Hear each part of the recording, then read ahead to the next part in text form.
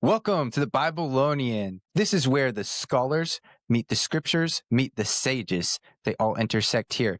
Babylonia. Let's unpack. What is Babylonia? Babylonia is a fertile land and habitat for a number of diverse species. Who even are you? What are you doing here? How did you get here? I'm Peter. I was told I was supposed to co-host the Babylonian, and so I'm here. Who are you? You have an official limited edition Babylonian sweatshirt. Wait, load on your. What's with your beanie? You don't even have the official Babylonian beanie. Yeah, this is a great one that I got at the local shop. Oh, so you support small businesses? Does that mean I'm not allowed to be?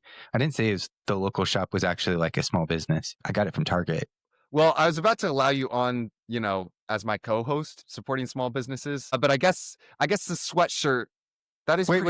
I qualify. I meet the standards for what it needs to be in the Babylonian. I can co-host with you. I'm sure. I'll just ask the questions. You know the content. I'll ask the questions. We'll sort it out that way. So you interview me, and based on how well I do in the interview, you join as the co-host. Let's talk about our episode today, right? Because we're approaching a new season in the Babylonian. We're going to talk about the New Testament Apocrypha. That's super exciting, right? Can you explain for everyone, what is the New Testament Apocrypha? Real brief. The New Testament Apocrypha are various Christian traditions, heretical or orthodox, or anywhere in between. That's super interesting. And then the first ones that we're going to be doing is the infancy gospels. Those are going to be, or the infancy apocryphal gospels, right? We're not saying that these are the Bible. We're saying these are the apocryphal gospels. And so we need to go ahead and help out the listeners here of the Babylonian, because we do not want the listening base to be people with poorly assembled nativity scenes. And right now we are entering into the nativity season, and it would be a shame if someone identified someone as a Babylonian. They're like, oh, that's a Babylonian, and they have a poorly assembled nativity scene. So I think we need to go ahead and unpack that. I think we need to show them what, and don't worry if you don't understand why the nativity scene has to be the way it is. We'll unpack that throughout the next few seasons, but we need to get that straight right off the bat in order to prepare for this season. Yep. So, yes. This new season of the Babylonian, just to be clear, it's dropping at the beginning of the Advent season. So this is not really our first episode in this new season. This is kind of like our halfth episode. So yeah, you need to be prepared for when Advent drops. You can start listening and learning what the Bible, well, you need to know what the Babylonian is. You need to know who the Babylonians, I guess, now are. But you also need to know what the New Testament Apocrypha is. And you need to learn about these infancy gospels and the immense influence that they ought to have on our nativities, and perhaps influences that they already have had. So that's why you need to have the apocryphally accurate nativity scene set up.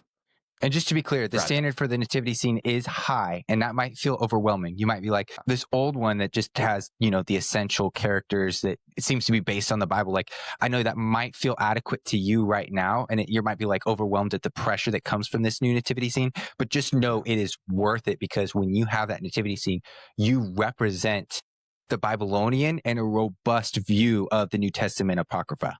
So. Yes. And even though this is a Babylonian nativity scene, you will not have scholars on your nativity scene or the scriptures. Well, you will have some sages. You'll have some stuff that's inspired by things that were inspired by the scriptures. So yeah, with that, what do they need to have on their nativity scene? Let's think of okay, here's one that might be a little bit easy, because this comes with the classic nativity scene. Two animals, the ox and the ass. You need to have them. You don't need a giraffe. You don't need a zebra, giraffe. But you have to have ox the and ox. Ass. Yes. Ox and the ass. Yes, that is necessary. Yeah. Also, this whole thing about a manger. This whole thing about what is it called that they what is it called that they go in again? I'm like the feeding box. The feeding box is is the manger. There's no place for them in an inn, so that they. Man, why is my head blanking on I this? can't think of it. Well, anyways. Barn. The barn. We'll call it the barn. Yeah, the barn. Take away the barn. No. They're not in a barn. They should be in a cave. Seen some nativity scenes that have barns in them. This inaccurate. If you read the New Testament Apocrypha, it's got to be in a cave. But I've seen it. That is not no approval by scholars, sages, or scriptures for a barn nativity scene. Nope. We're not doing a barn nativity scene. Not approved. Not All approved. right, I got the next one. So they're going to need some certain like high-tech features installed into the nativity scene. So they can't just have, it can't just be a cave, right? We've already said it has to be a cave, not a barn, a cave. And then the next thing that they need to have is in the cave, it needs to be like the moment that you put the figurines for Mary and the figurines for Joseph. That's assumed, right? That's assumed. Everyone comes with that. You better have those two. When you put them in, it lights up. You have to have lights in there and a fog machine that just kind of comes out when you put them into the cave. So when they go into the cave, and you'll understand, trust me, I know y'all don't think that. I know y'all don't think you need, like, you're like, I'm confused why this would be relevant. You'll understand. There's got to have fogs coming out. Like, kind of like, it makes like a bright cloudish kind of vibe from it. So you're going to need those for the moment they go into the cave. So Peter, question. What about maybe those who are a little bit put off by fog machines and lights? What is this important for? What is the significant? How do we, for these high church, just total. I don't think it's high church. I think it's just traditionalism. Yeah. People who just don't these traditionalists. Technology. Yeah. What do they need to, like, what is the significance of this fog machines? What are some tips for getting miniature nativity fog machines? Like, where do we find them? Yeah, well, like, how do you set it up? Like, where are you putting the fog machine? Where are the lights? Where are they going on? They have to be from inside the cave. Is that what you're asking? Like, we want them inside the cave? Like, it has to be coming from inside the cave. You can't just put the lights on so that, like, the moment you step in, the lights on your house turn on, or the Christmas tree lights turn on. The Christmas tree doesn't even have to be near the nativity scene. Some of y'all thought we had we're putting too much pressure on you. You can arrange your house however you want. We just want the nativity scene to look right. But yeah, the lights, they're coming from inside the cave. Yeah, that's that one. Yeah, so we're going to get back to Joseph and Mary, because you may have a Joseph and Mary figurine, but that doesn't mean you have the right Joseph and Mary figurine. So you like, actually, it might be difficult to get one, but you got to make sure you got the right one. Right. There's another character that they might not know that they need, who's barely mentioned in the canonical Gospels, but they still need them. Yes. Okay. So Salome, the wife of Zebedee, you got to have her. And she's got to be in the cave with Mary. She can't be like this whole deal of like outside the cave. There's not enough room in the cave. Okay, there's not enough room in the inn already as it is. That's why Mary and Joseph have to, in the barn. We'll learn more about this in the Apocrypha. There's more. Yeah. So you got to have Salome, the wife of Zebedee, in the cave. Get that figurine. And if you have to make it yourself, that's okay. Right. Yeah. DY. I'll add the specification for Mary. You got to get a 14-year-old Mary. So she's got to look a little bit young. 14-year-old. I know that might seem weird. We didn't pick how the New Testament Apocrypha were. We're just letting that inform the way we're making our nativity scene. Yeah. Yeah. Or some manuscripts could say 16. So 14 or 16. 14 or 16. Not 15. Correct. Not a 15-year-old. Not a 15-year-old. No. And what about Joseph? How old should Joseph be? What type of Joseph are we looking for? At least old enough that, like, his grandchildren are just like about the age, maybe a little bit older than Mary. So he's got to look really old. That's going to feel weird. But it's a New Testament Apocrypha. Yeah. And you have to have it New Testament Apocrypha accurate. Yeah. So make sure you have that. Describe the angel figurine. I've seen a lot of classic ones, but they're missing certain features. This angel needs to be brighter than the brightest star. Okay.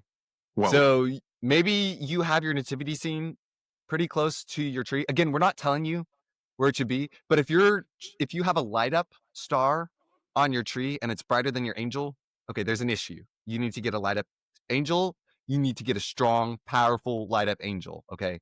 This is serious. This is central even.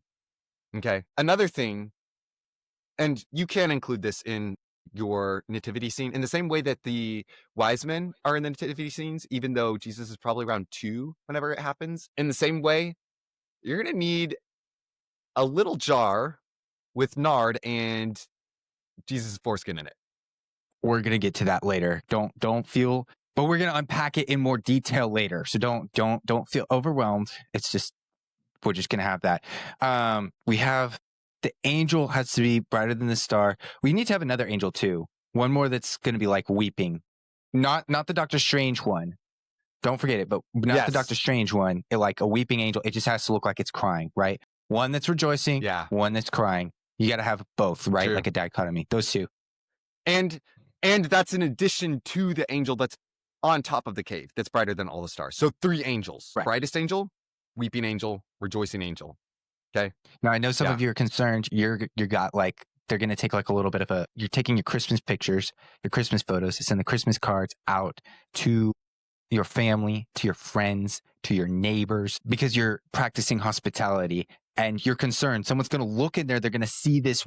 Who has a crying angel and like a happy angel? And what's the deal with the fog machine? That's not like energy efficient, right? To be using electricity for your nativity scene. Just know that it is in our best intentions that you just have just a high quality one that represents the New Testament Apocrypha. And then there's accessories that you can get as well if you want. You can get wise men. That's cool too. I mean, they're in the Bible. You can get shepherds. That's cool too. They can have a sheep even. You can have a sheep on like the shoulders or kind of like walking around. If you're really exotic, you can get like a giraffe too. I don't think that's in any nativity scenes that I know of, but that's allowed. But we've just set this standard. This is just bare minimum. So yeah. If you're a biblicist, you can even have 4 wise men because technically it doesn't say there were only 3. So you can do that, or 2. Just like that's controversial. But more important than how many wise men there are, more important than the number of wise men there are, because the Bible didn't say that. Tradition doesn't say that. Tradition does say, for all you traditionalists, that you need a smoke machine and you need some lights. And you need Jesus's foreskin in a jar of nard, and you need a stinking old Joseph, not a stinking, like a pure, holy old Joseph, and a very young Mary, and specifically 14 or 16 years old, and not 15. You need all this. Yeah, because in tradition, if in the like 12th century they could have had a smoke machine and a light up little cave in their nativity scenes, they would have done it. So yeah, they would have. Really? Yeah. You got to have it. So all right, now. Yes. Go for it. Yeah. So have your nativity scene. We've given you plenty of time to DIY it. If you don't know what that looks like, next year we'll do a DIY apocryphally accurate nativity scene. But for now, you need to have it. Maybe reach out to your local favorite Etsy apocryphal content creator. Reach out to them about making you a figurine and get that. As for the rest of this, we will be going over it all at the beginning of this next season in the Biblonian. This will all make sense. Until then, let's Bible on.